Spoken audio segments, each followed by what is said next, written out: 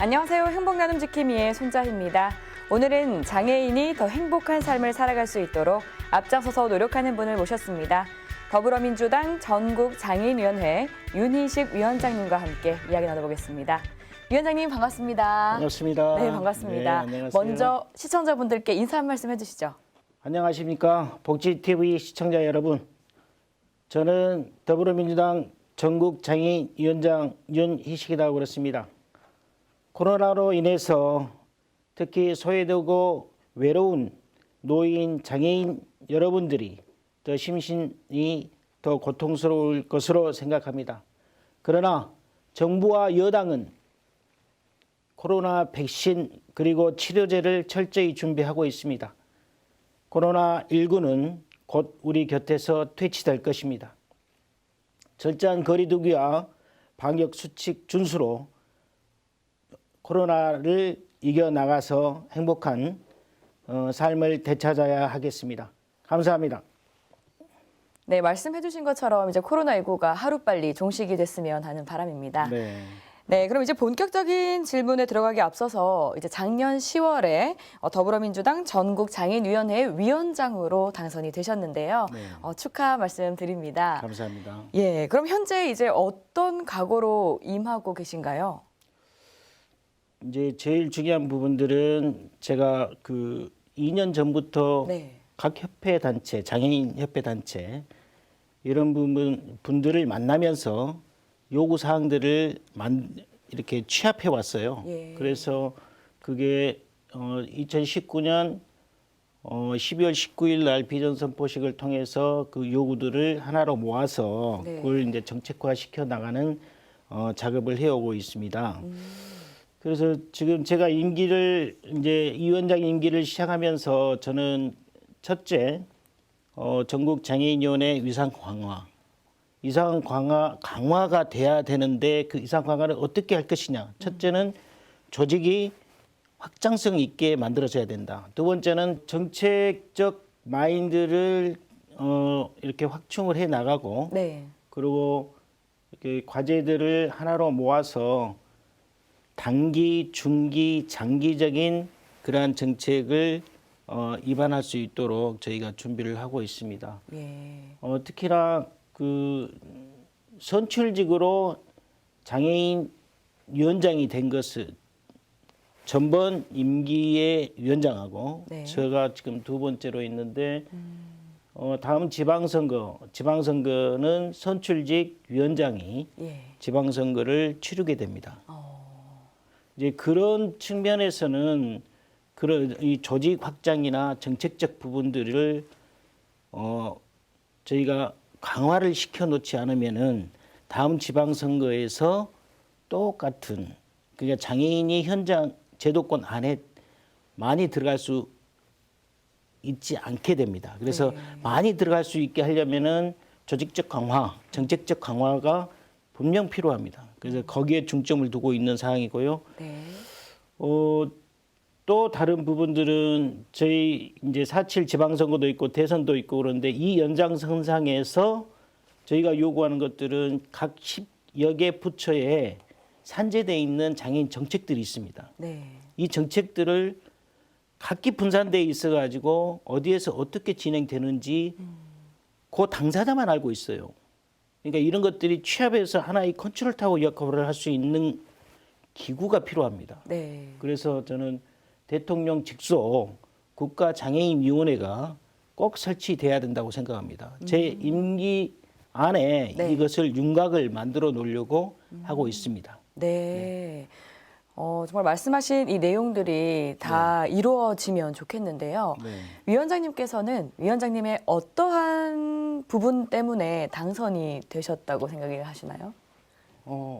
제가 장애인 협회나 단체나 네. 활동을 많이 못했어요.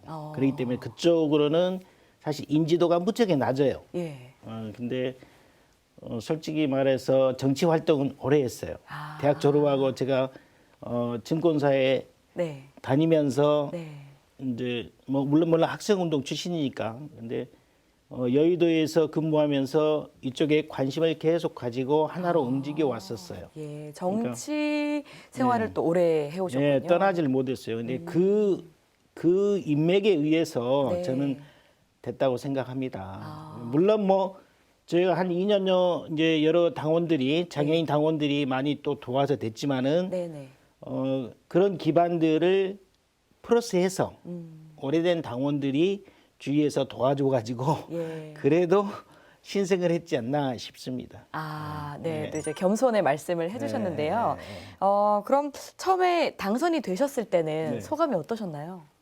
그냥 무덤덤했어요. 제가 정말요? 사실 왜 그러냐면요. 많이 기쁘셨을 것 같은데 그렇지도 기쁨도 않으셨나 있죠. 봐요. 예, 기쁨도 있는데 네. 사실 제가 정치를 오래 했잖아요. 예, 예. 그러니까 전국 장애인위원, 그러니까 전국위원장의 위상은 네. 정말 중요합니다. 예. 전국위원장은 선출직이고 저희 당에서는 9개 위원회가 있는데 거기에 전국위원장 다 선출해요. 그 위원회. 그리고 이제 상설위원장 있고 특위위원장 있고 그러는데 선출직의 위원장이 위상이 중요하다. 네. 그래서 현역 의원이 했으면 좋겠다 하는 게 제 마음이었어요. 그죠?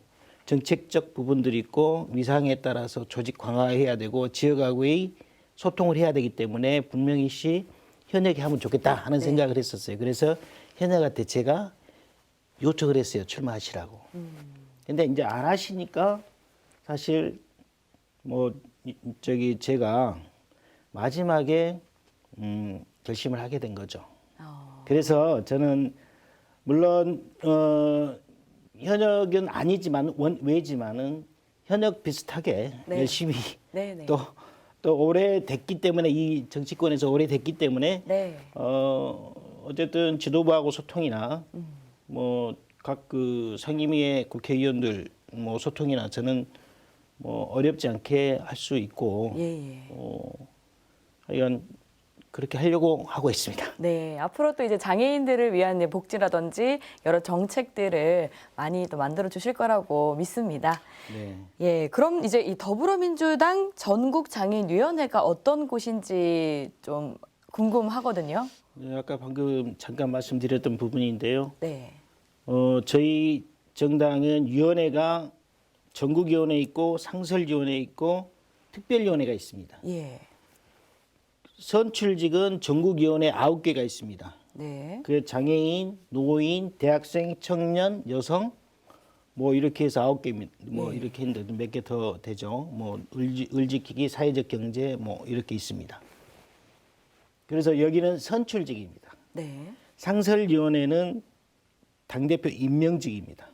특별위원회도 물론 특별위원회 위원장이 내가 이런 특별위원회를 구성해서 조직 확장을 갖겠다 네. 해서 당에 요청해가지고 당대표가 그 위원회를 승인해서 임명하는 자리고요. 그러니까 이런 형태로 되는데 저희는 선출직이기 때문에 그만큼 또 유상도 강하고 임기가 보장되어 있습니다. 예. 예, 그래서 장애인 2년의 당사 임기죠? 그렇죠. 2년.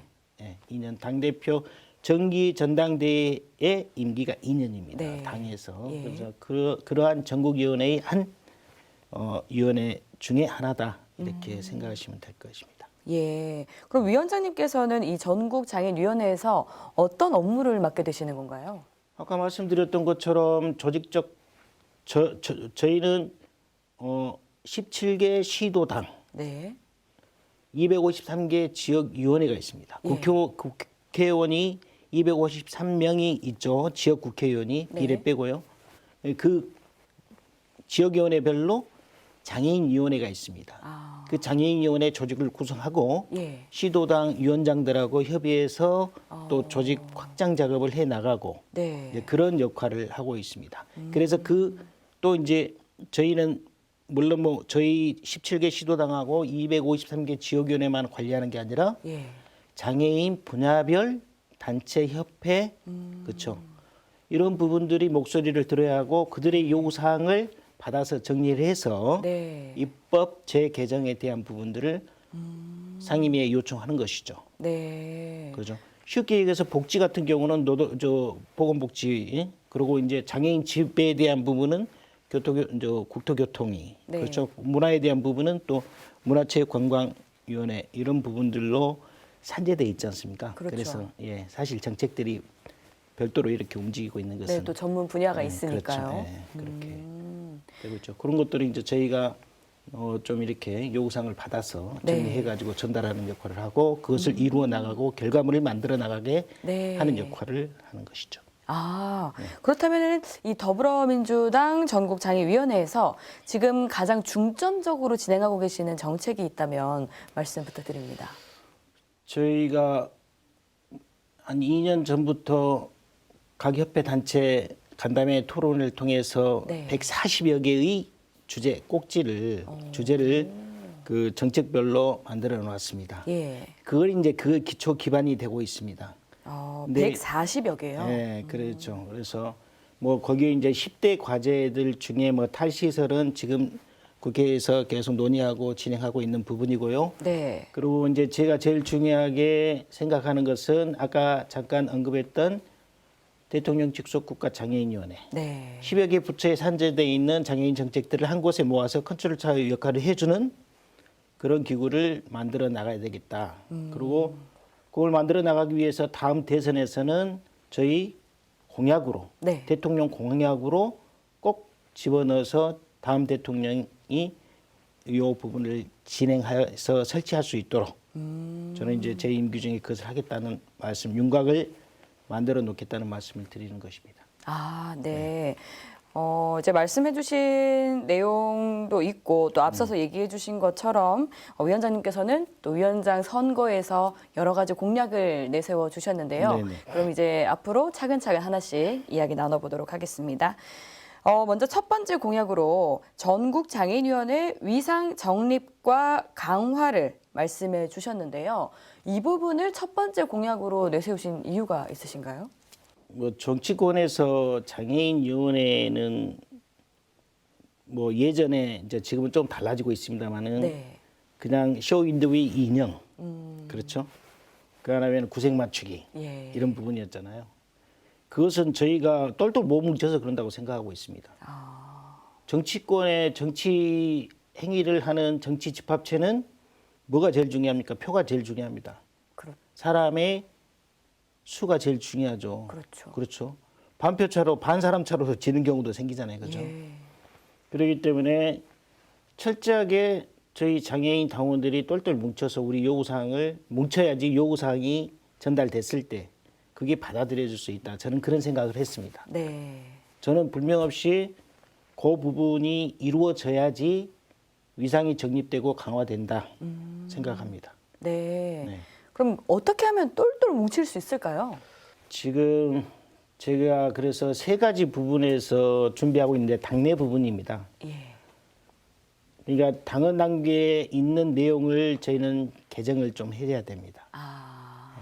첫째는 이제 제가 지금 요구하고 있는 지도부한테 요구하고 있는 부분들인데요. 네. 뭐 요구이고 이제 또 협의해 나가야 되겠지만은 네. 제 요구는 그렇습니다. 첫째 우리 당헌 당규상에 장애인 당원은 일반 당비가 면제다 이렇게 돼 있어요. 일반 당비가 면제다 돼 있으면 권리까지 주어져야 되는 거예요. 예. 근데 권리는 받으려면은 당비를 내야 권리를 받을 수 있어요. 그렇게 되어 있군요. 그러면 몰랐네요. 굳이 뭐 일반 당원은 장애인 당원은 일반 당비가 면제다 얘기할 필요가 없는 거예요. 그렇죠. 그렇죠. 예. 자, 두 번째 이제 이것을 권리를 줘야 된다 하고 얘기할 수가 있고요. 네. 두 번째 장애인 당원은 중증에 한해서 25% 이제 선출직 공직자 출마를 했을 때요. 네. 예비 후보 때 25%의 중증에 대해서 25%의 가산점이 있어요. 자기 얻은 표에. 그런데 경증에는 없어요. 네. 근데 경증에 25%의 가산점을 주게 되면은 경증에 지금 출마 대상자들이 많은 사람들이 적극적으로 장애인 활동을 하게 돼요. 네. 근데 지금은 그런 어드밴티지가 없기 때문에 많이 못 하고 있어요. 안 하고 있다고 생각하셔야죠. 관심이 없다는 것이죠. 네.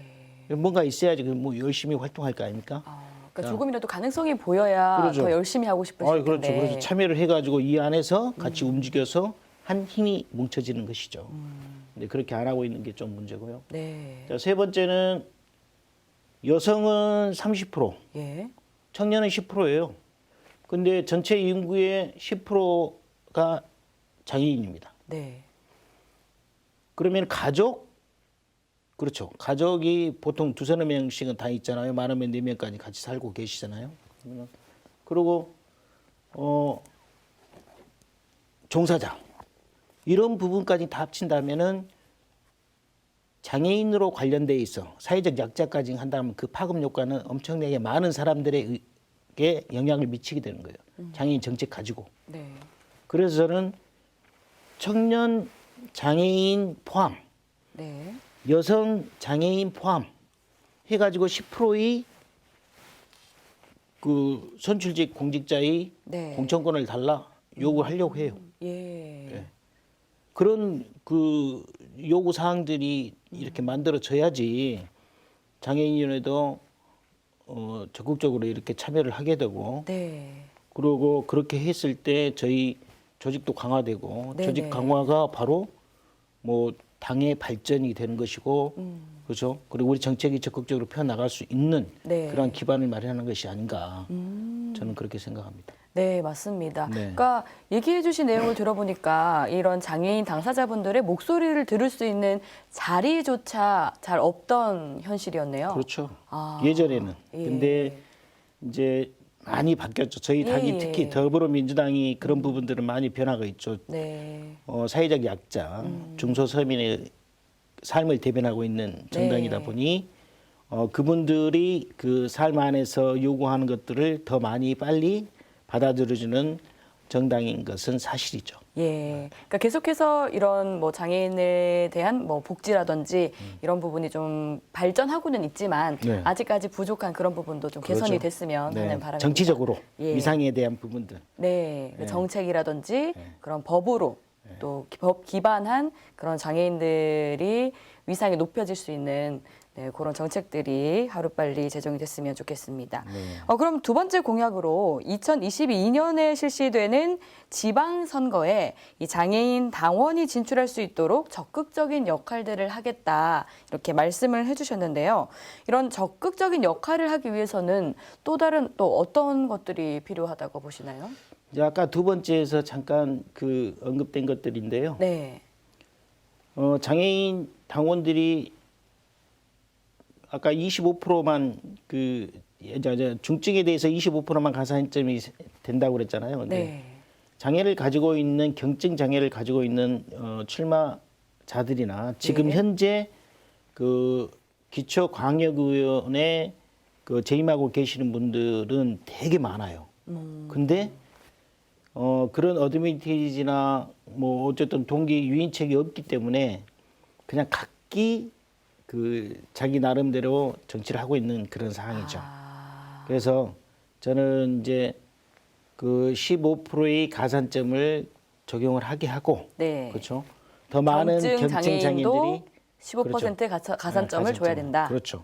그래서 하게 하고 또 이제 조직화가 되면서 네. 아까 그 10%의 그 저희 선출직 당직 저 공직자 공천권이 있지 않습니까? 요것만 지켜도 저희는 뭐 7, 8%만 지켜 나가도 저희는 지금의 한 6, 70명에서 네. 거의 200명 가량 이상의 당선을 목표로 할 수 있지 않을까 하는 생각을 하게 합니다. 네. 그러니까 지금 현재는 이 목소리가 하나로 모이기에는 좀 힘든 현실인 거네요. 그러면 이 그 경증 장애인분들은 비장애인분들과 동일한 그렇죠. 건가요? 동일하게 경쟁을 하죠. 예. 전혀 몰랐네요. 어드밴티지 없이 하죠. 그렇군요. 그럼 또 이어서 이제 마지막 공약으로는 전국 장애인위원회 추진 과제인 장애인은 정책의 주인공이다라는 이 정책의 비전을 실현하기 위해서 또 많은 노력을 하고 계신 것 같은데요. 네. 어떤 노력을 하고 계신가요? 기존에 만들어 놓은 140여 개의 주제별 비전 그 저희 그 단계별 그 정책 그 주제와 그리고 지금 저희가 정책위원회를 별도로 꾸리고 있어요. 예. 꾸려서 공동위원장 3명을 두고요. 그리고 이제 청년 또는 그 분야별 이제 그 좀 이렇게 분과를 나누어서 정책을 많이 연구를 하고 기존에 있는 것하고 새로운 것하고 그리고 또 앞으로 또 변해야 될 것들하고 연구를 좀 진행하고 있는 상황인데요. 네. 지금 아시다시피 코로나 때문에 그냥 온라인 원테크 회의로만 하다 보니까 이제 네. 많은 사실 지금 예전에 있는 그 틀에서 좀 멈춰 있는 그런 상황이다. 이제 그렇게 생각하시면 될 것 같습니다. 근데 네. 이제 이번 그 재보궐 선거 끝나고 또 정책 부분은 아주 적극적으로 이렇게 추진해 나갈 그런 생각입니다. 네. 네, 19년 12월 19일에 비전 선포식을 가졌다고 해주셨는데 이 자리에서는 어떤 이야기들이 좀 오갔나요? 그 제가 말씀드렸던 그 140여 개 꼭지가 네. 이런 비전 선포식 책자로 이렇게 만들어진 거거든요. 아, 네. 네, 이제 그것을 저희가 한 2년 동안 1년 반 정도겠죠. 네. 1년 반 정도 각 장애인 분야별 목소리를 요구 사항들을 듣고 예. 정리해서 이렇게 간추려 놓은 것이죠. 우선순위 그리고 이제 단기, 중기, 장기적인 그러한 네. 측면의 정책들을 만들어 놓은 것이죠. 이제 그것을 쭉 진행해 오다가 이제 예. 총선 겹치고 네. 그리고 지금 이제 그 내용을 기반으로 정책적 진행 사항들을 다시 만들어 나가고 있는 그런 상황입니다. 네. 그 140여 개면은 상당히 많은 숫자인데 이 중에서 아까 말씀해 주신 것처럼 10대 중점 과제라든지 이런 부분도 함께 담겼을 것 같은데요. 그렇죠. 네, 어떤 정책들이 있는지 좀 간략하게 소개 말씀 부탁드립니다.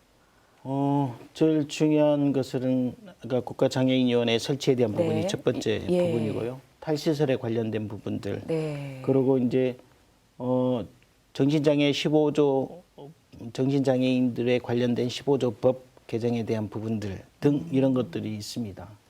하여간 저희가 그 분야별로 이렇게 그 요구 사항들이라요. 그 분야에 가장 그 현실에서 빨리 개정이 돼야 될 것들, 이루어져야 될 것들을 중심으로 해서 만들어 놓은 내용들입니다. 네. 그럼 19년이면은 이제 한 1년여가 좀 지난 상황인데 그 과정 속에 이 140여 개 정책들이 좀 변화한, 좀 가장 크게 변화한 정책이 있나요? 탈시설 관련된 부분은 지금 일단은 입법이 있는 사항이고요. 네. 그리고 이제 이 부분들 가지고 어쨌든 국회에서도 계속 지금 논의 중에 있는 부분들이고요. 그리고 하여간 많은 진전을 가지고 있는 사항들이죠. 네. 그럼 이제 질문을 바꿔서요. 네. 이 위원장님께서 제시한 공약 실현을 위해서는 또 당 지도부와 중앙당 국회의원과의 소통과 적극적인 협조도 굉장히 필요할 것 같거든요.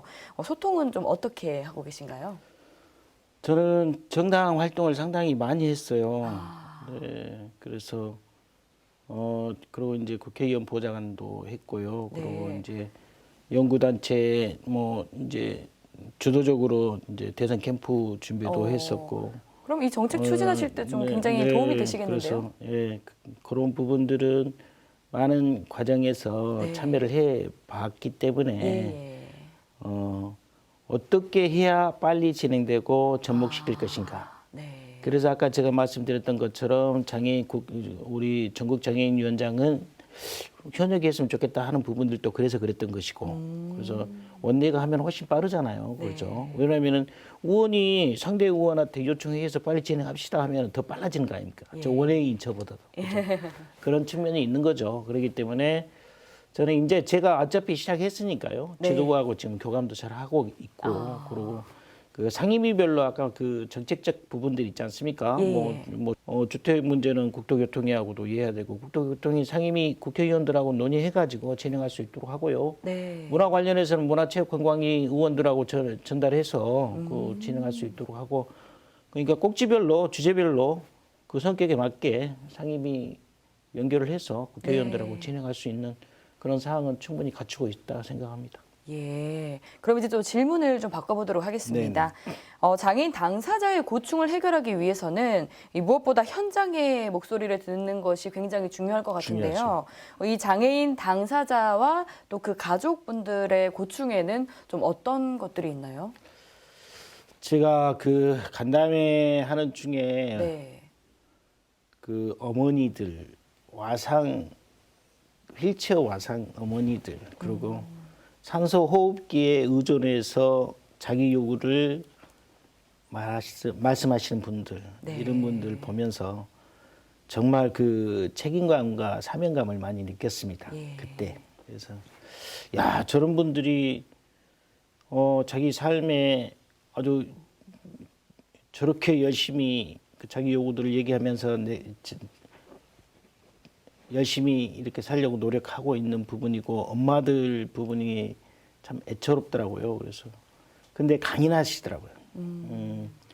그분들이 그런 것을 보면서 제가 이건 뭔가 전국장애인위원장으로서 뭔가 결과물을 꼭 만들어 나가야 되겠다 하는 마음을 먹고 있습니다. 네, 그분들이 느끼는 어려움에는 어떤 어려움이 있나요? 뭐 예를 들면 경제적인 어려움도 있을 것이고 아니면은 정부 지원이 좀 부족하다는 것도 있을 것인데. 이제 요구하는 것은 법 개정들이 많이 있죠. 그래서 뭐 세부적인 것들인데요. 그리고 장애를 같이 겪고 있잖아요. 네. 사실 예. 그죠. 어떻게 보면 자식 부분들 그 어려운 자식 그 활동 전혀 못하는 이런 부분들을 같이 이렇게 그 케어하면서 살아오고 있는 부분들인데 그렇죠. 장애인 아무것도 모든 당사자 못지않게 그 그렇죠. 가족분들도 네. 힘듦이 많으시죠. 많죠. 이제 그리고 이제 산소호흡기 그 환자 같은 경우도 네. 장애인 같은 경우도 아주 말씀하시는 것들 명석하고 뚜렷하고 그런 측면이 보면서 그런 것을 네. 보면서 참 이게 하느님이 뭔가 저분들한테 우리 사회에서 뭔가 보여주는 뭔가 있구나 하는 부분들을 때로는 느끼고 합니다. 네. 그리고도 이제 이런 장애인 당사자분들의 고충 해결을 위해서 입법 지원 요구뿐만 아니라 앞서서 여러 번 강조하신 이 국가장애인위원회 설치를 추진하겠다고 말씀을 해주셨는데요. 이 국가장애인위원회 설치를 위해서는 어떤 노력을 기울이고 계신가요? 저희 전국장애인위원회 산하에 네. 대통령 직속 국가장애인위원회 추진단을 만들었습니다. 뭐 이것은 이제 앞으로 이제 어떤 형태로 확장해서 변화시킬지 모르겠지만은 저는 여야를 떠나서 네. 이 부분은 장애인들을 위한 그 기구 설치이기 때문에 여야를 막론하고 좀 확장을 시켜 나가려고 합니다. 네. 예, 그래서 저희 추진 단장은 이제 우리 고관철 위원장이라고 저하고 경쟁을 했던 후보입니다. 네. 그분이 열심히 그 협회 단체 예. 관련자들을 이렇게 모아서 15명으로 일단은 구성을 했어요. 예, 그래서 가장 핵심적인 실무를 담당하고 책임을 가지고 있는 분들 위주로 지금은 만들어 놓은 상황입니다. 네. 그래서 이 부분을 꼭 국가장애인을 설치를 위해서 이번 대통령 선거에 내년 3월 대통령 선거에 공약에 대통령 공약에 우리 민주당 공약에 꼭 넣을 수 있도록 해야 되겠습니다. 공약에 들어가야지 나중에 그게 첫 번째 정책으로 다루어질 수 있으니까요. 네, 맞습니다. 그럼 이제 그렇게 하기 위해서 지금 새로 뭐 대통령 직속 국가장애인위원회가 만들어졌다고 말씀해 주셨는데 국가장애인위원회 추진단이 만들어져서 그렇죠. 이제 국가장애인위원회 설치를 위해서 노력하고 있다 그렇죠. 이렇게 말씀을 네, 해주셨는데 그래서, 어떤 활동들을 하시나요 주로? 지금 이제 구성이 됐어요. 올해 구성이 지금 이번에 됐나요? 제가 이제 당선되고 준비해서 이제 사람들 접촉하고 승인 얻어서 이제 구성이 됐거든요. 그래서 네. 이제 추진 단장이 제가 경선했던 그분이 하는 예, 것이고 예. 이제 이분들하고 예전 2004년부터 이게 추진돼 오던 것인데 네. 계속 이렇게 안 된 그런 상황이거든요. 그래서 뭐 뭐 저는 먼저 결의안부터 만들고도 싶은 그런 상황이에요. 국회에서 결의안도 통과시키고 네. 싶은 상황인데 하여간 그분들하고 좀 의논해 보고 아, 좀 이슈화를 장애계 이슈화를 어떻게 시킬 것인가 고민하려고 그래요. 네. 예, 그래서 그 아까 15인 그 부분들에서 좀 이제 토론도 하고요. 이제 금방 지금 저희가 이제 온라인 회의를 일 1차 온라인 회의를 진행할 것입니다. 예, 그러니까 계속해서 이렇게 코로나19로 대면은 하지 못하지만 그러죠. 비대면으로 계속해서 만나고 네네. 계신. 네네, 그렇죠. 저희 거군요. 계속 지금 소통을 하고 있는 그런 상황이죠. 아, 그리고 이게 이제 왜 필요한 것인가 네. 하는 요 부분은 정리가 돼 그렇죠. 있는 것이죠. 예. 저희가 지금 다 정리돼 있죠. 정리되고 누구 이제 그분들하고 어떠한 방법으로 누구하고 어떻게 진행할 것인가 네. 이제 이 부분들은 이제 진행 과정에 저희가 논의해 가지고 진척을 시켜 나갈 것입니다. 예, 그 부분에서 이 당사자들의 목소리를 듣는 것이 굉장히 또 중요하겠네요. 그렇죠. 지금은 이미 뭐 우리가 아까 10여 개의 부처에 산재돼 있는 장애인 정책들이잖아요. 이것을 네. 한데 모으는 것이잖아요. 그렇죠. 컨설턴트 역할을 하는 거. 네. 이것은 이제 그 이제 문제 의식에 대한 부분들은 이제 확고하게 딱 인지가 우리가 인지가 돼 됐으니까. 있으니까 우리가 이제 이것을 어떻게 만들어 나갈 것인가를 이제 의논해야죠. 그리고 이제 어디 정당별 어느 의원들하고 또는 네. 그죠? 어느 상임위에 누구하고 어떻게 진행할 것인가, 법을 어떻게 만들 것인가 이 예. 부분들은 앞으로 저희가 고민하고 예. 논의해 나가는 과정이라 생각하시면 네, 꼭 설치가 됐으면 좋겠네요. 설치해야 됩니다. 네. 그리고 또 이제 위원장님께서는 이 오랜 시간 동안 장애인의 권익 증진이라든지 또 정치 활동을 해오셨는데 그 중에 좀 가장 기억에 남는 일화가 있다면 공유 부탁드리겠습니다. 제일 기억에 남는 부분은 제가 1년 반 정도 협회 단체 만났던 그 부분이에요. 아, 어느 하나 딱 정해진 게 아니라 그 과정 30여 개 그 단체하고 협회하고 간담회 했던 부분들. 그것이 제 장애 감수성을 이제 일깨워주고 만들어 놨다 이제 네. 생각합니다. 예. 어쨌든 각기 달라요. 각기 다르고 요구사항도 각기 다르기 때문에 네. 조금 이렇게 디테일한 부분들을 어떻게 파악하고 들어가야 될 것인가를 이제 그 간담회하고 토론회를 통해서 네. 이제 좀 제가 좀 인지하게 된 것이죠.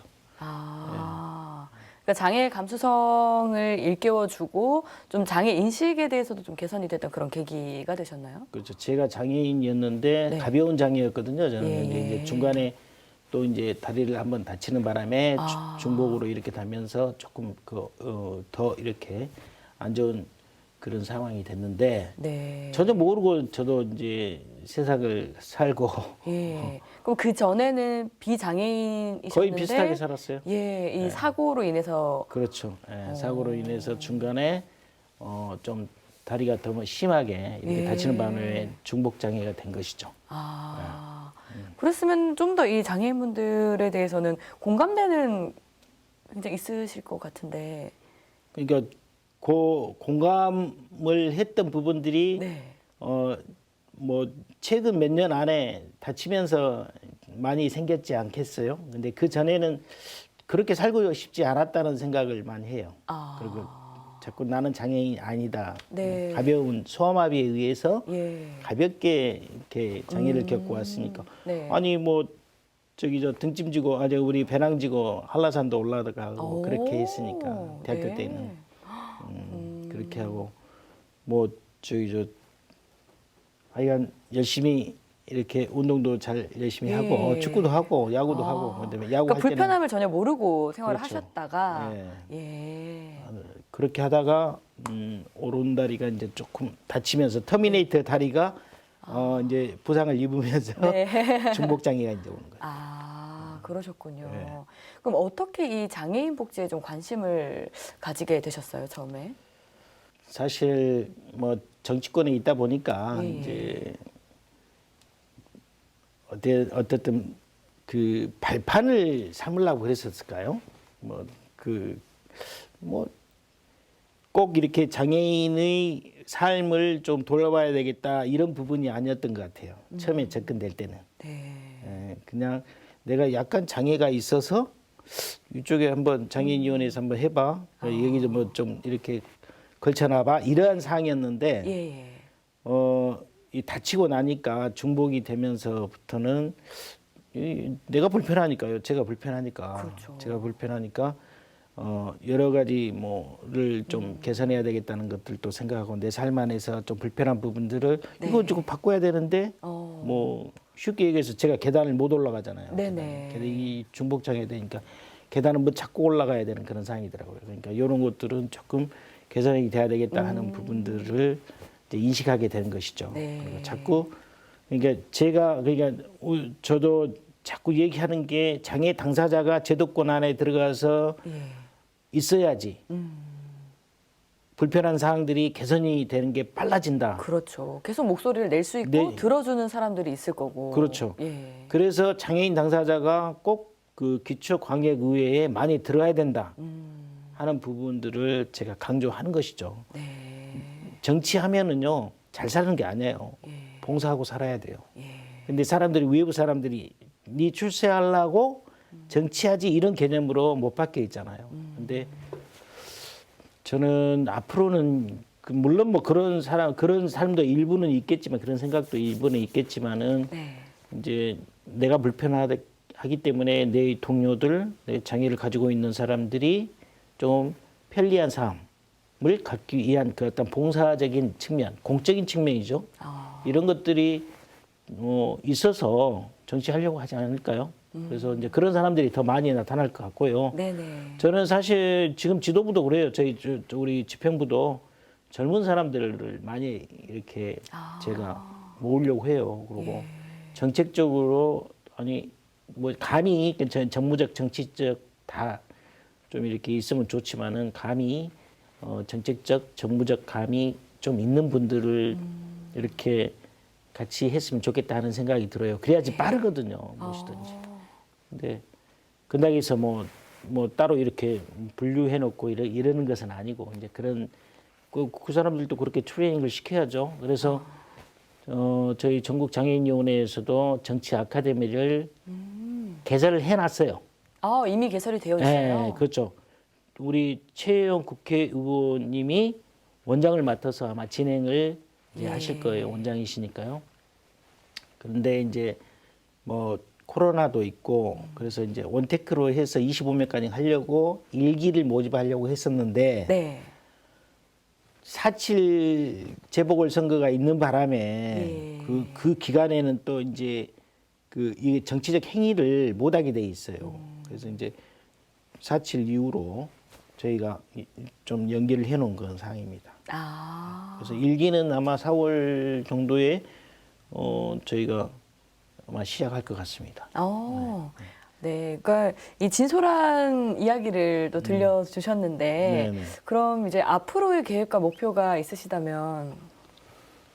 앞으로 제일 중요한 것은 아까 말씀드렸던 장애인위원회 장애인 당원이 일반 당비가 면제다. 네. 그러면 권리가 주어져야 된다. 예. 두 번째, 중증에만 지원 가산점이 적용되는 것을 경증에도 적용시켜야 된다. 세 번째는 청년 10%, 여성 30%인데 거의 교차해서 청년 장애인, 여성 장애인 교차해서 10%의 장애인의 공직선거 후보로 공천을 해야 된다. 이런 것들이 만들어졌을 때 적극적으로 조직 확장을 가질 수 있다. 그러면은 장애인들이 이 정치 제도권 안에서 꼭 똘똘 뭉치게 되면은 더 큰 힘을 발휘할 수 있고 그 힘에 의해서 우리 요구사항은 결과물로 나올 수 있다. 저는 그렇게 생각합니다. 그래서 네. 급기야는 장애인들이 지방선거에 많이 나가고 그리고 국가장애인위원회가 꼭 설치돼서 장애인 정책들이 하나 둘씩 속도감 있게 예. 이루어져 나가고 피부로 와 닿는 그런 정책의 실현을 만들어 나가야 되겠다 하는 부분입니다. 네. 이제 장애인분들을 위한 이런 목표와 계획에 대해서 말씀을 해주셨는데, 네. 개인적으로 앞으로의 목표와 계획이 있으신가요? 또 이제 이런 부분들이 실현이 되면은 저도 정치인이기 때문에 네. 그리고 오래도록 이 정치권에 있었던 한 사람으로서 예. 어쨌든 뭐 단체당이든 네. 뭐 국회의원이든 하고 싶죠. 근데 이런 것들이 이루지 못하고 제가 뭘 하겠다 할 수 있는 상황은 아닌 것 같아요. 그래서 네네. 어쨌든 목표는 가지고 있습니다. 그런데 제가 그 목표는 이 결과물을 만들어 놓고 그 다음에 그것에 의해서 인정을 받았을 때 예. 제가 제 어떤 게 도전할 것인가 부분은 제가 선언을 할 계획입니다. 네. 이제 위원장님 이 개인적인 목표와 더불어서 또 이 장애인분들이 더 행복한, 더 나은 삶을 살 수 있도록 하는 그 목표 역시 함께 이루어질 수 있기를 바랍니다. 네네. 그럼 고맙습니다. 마지막으로 시청자분들께 한 말씀 해주시죠. 네, 시청자 여러분, 뭐 이렇게 저 초대해 주셔서 고맙습니다. 코로나로 인해서 우리 특히 소외된 분들이 많이 고통을 겪고 있습니다. 저희 더불어민주당 전국장애인위원회는 장애인 및 소외된 분들, 그 노인에 이르기까지 정책적 부분들을 심사숙고해서 진행하려고 하고 있습니다. 또 더불어민주당과 정부는 코로나 치료제 그리고 백신 철저히 준비하고 있습니다. 26일부터 백신 접종이 시작된다고 합니다. 철저한 방역으로 그리고 거리 두기로 슬기롭게 코로나 재난 국면을 헤쳐나가야 할 것 같습니다. 그리고 4.7 재보궐선거 관심을 가져주시기 바랍니다. 여러분들의 참여는 곧 국가의 발전, 그리고 장애인들이 정책적 실현, 그리고 소외된 계층이 삶의 행복을 가져올 수 있는 것으로 생각해 주시면 고맙겠습니다. 오늘 이렇게 함께해 주셔서 고맙습니다. 감사합니다. 네, 오늘 말씀 잘 들었습니다. 감사합니다. 네, 지금까지 더불어민주당 전국장애인위원회 윤희식 위원장님과 함께 이야기 나눴습니다. 행복 나눔 지킴이 오늘은 여기까지입니다. 시청해주신 여러분 고맙습니다.